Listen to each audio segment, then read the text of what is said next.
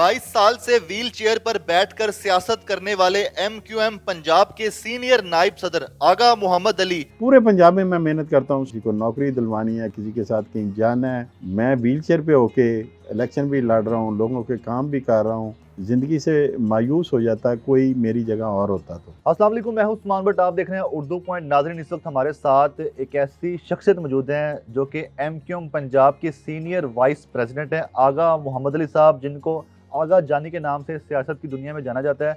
22 साल से अमली सियासत कर रहे हैं। MQM पंजाब के सीनियर वाइस प्रेसिडेंट भी हैं और लॉ भी किया हुआ इन्होंने। पाकिस्तान के पहले ऐसे सियासतदान भी हैं जो कि व्हील चेयर पर बैठ के सियासत कर रहे हैं। अस्सलाम वालेकुम सर, कैसे हैं? ठीक है। वालेकुम सलाम, अल्लाह का करम है। आप जब सियासत में आए तो उस वक्त आप व्हील चेयर पर बैठे हुए थे और 1993 में आपको टाइफाइड बुखार हुआ। फिर उसके बाद उस बुखार के बिगड़ने की वजह से आपके साथ ये मामला पेश आ गया। ऐसे ही तो फिर ये बताएं कि सियासत में कैसे आने का फैसला किया, और वो भी MQM पंजाब में। व्हील चेयर पे तो मैं वाकई 93 में आया और मुझे 32 साल हो गए, मगर सियासत में मैं इससे पहले आ चुका था। सही है। मैं FC कॉलेज पढ़ता रहा, तो वहाँ भी स्टूडेंट सियासत में था। मैं गुरु नानक कॉलेज ननकाना साहब में भी पढ़ता रहा, तो वहाँ मैं PSF का सदर बना। तुलबा सियासत में तो मैं आ चुका था। सही है। मगर ये जब 93 में मेरे साथ ये हादसा हुआ तो मेरे पास ऑप्शन दो ही थी, क्योंकि दोनों टांगें पैरालाइज हो चुकी थी और मेरे साथ बड़े मामलात इस किस्म के हो गए थे कि ज़िंदगी से मायूस हो जाता, कोई मेरी जगह और होता तो मेरे पास दो ऑप्शन थे कि या मैं इस बीमारी के साथ बिस्तर पर लग जाऊं जी। और अपनी मौत का इंतज़ार करूं, या फिर मैं इतना अल्लाह की तवक्कल से, इतनी ताकत से भरपूर आवाम की खिदमत करूं कि सेहतमंद इंसान से भी मैं आगे निकल जाऊं। तो दूसरी ऑप्शन मैंने कबूल कर ली और मैंने 2002 में आज़ाद MPA का इलेक्शन लड़ा। सही। लोग मकबूल पार्टियों में जाते हैं जी, ताकि ऐसे ही है। हमारा स्कोप बने, हमारा मुस्तकबिल बने, मगर मैंने MQM को ज्वाइन किया कि इसमें सबसे बड़ी बात मुझे जो अच्छी लगी वो ये थी कि ये 98% मुतवसत और गरीब तबके की नुमाइंदगी करते हैं। जी। और वो लोग जिनको असम्बली के आगे से गुजरने की भी ज़रूरत नहीं, उनको असम्बलियों में ना सिर्फ पहुँचाया बल्कि उनको मिनिस्टर बनाया, मेयर बनाया, सेनेटर बनाया और आम तबके को असम्बली में ला के नुमाइंदगी दी। सही है। ये चीज़ मुझे बड़ी पसंद आई और मेरे लिए बड़ा टफ टास्क था कि पंजाब में इसको कैसे रन किया, मगर मुझे होप है कि इंशाल्लाह मैं अपनी लीडरशिप की क़यादत में हम पंजाब में इसको ज़रूर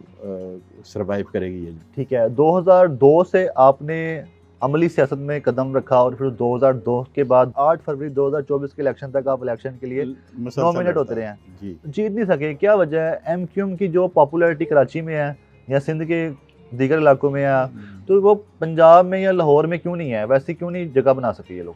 असल में इसकी कोई बुनियादी वजह ये है कि जब MQM का वजूद आया तो उस वक़्त ये मुत्तहिदा महाजर कौमी मूवमेंट थी, तो वो एक तबके की नुमाइंदगी कर रही थी और वो इसी बना पे वो कराची और हैदराबाद और सक्कर में मकबूलियत के इन्होंने रिकॉर्ड तोड़ दिए और वहाँ से MNA MP हमारे सिलेक्ट हुए।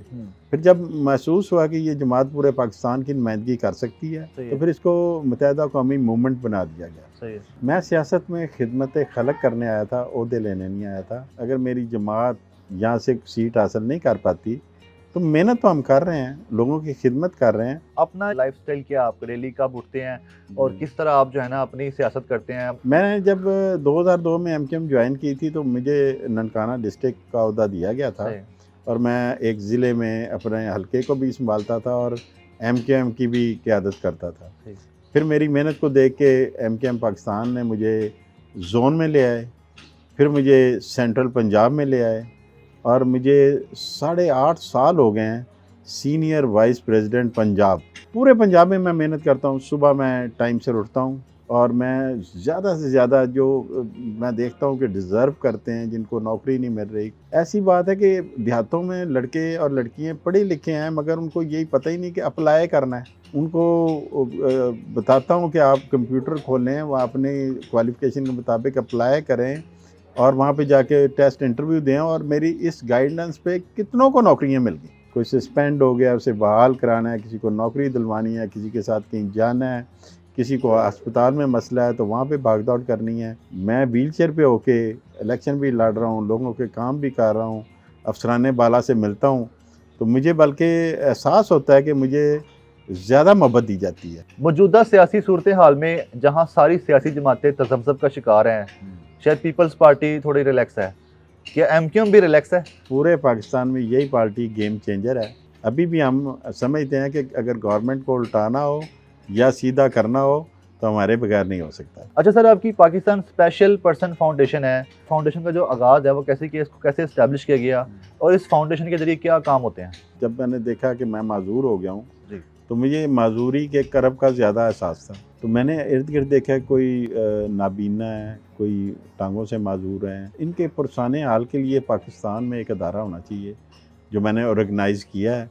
और मुझे अल्लाह पे इतना यकीन है कि मैं इस अदारे को इतना स्टेबल कर दूंगा कि सड़कों पे जाके माजूरों को एहतजाज करने की ज़रूरत पेश नहीं है। आपकी 4 शादियाँ हुई हैं, तो ये 4 शादियाँ क्या पसंद की थी या अरेंज थी? सब मेरी पसंद की थी जी। और थोड़े थोड़े गैप में मैंने ये कर ली। तो आप चारों बीवियों के साथ एक ही साथ रहते हैं, एक ही घर में? नहीं, अलग। बहुत शुक्रिया आपको टाइम देने का। देखते रहें उर्दू पॉइंट, हमें दीजिएगा इजाज़त। अल्लाह हाफ़िज़।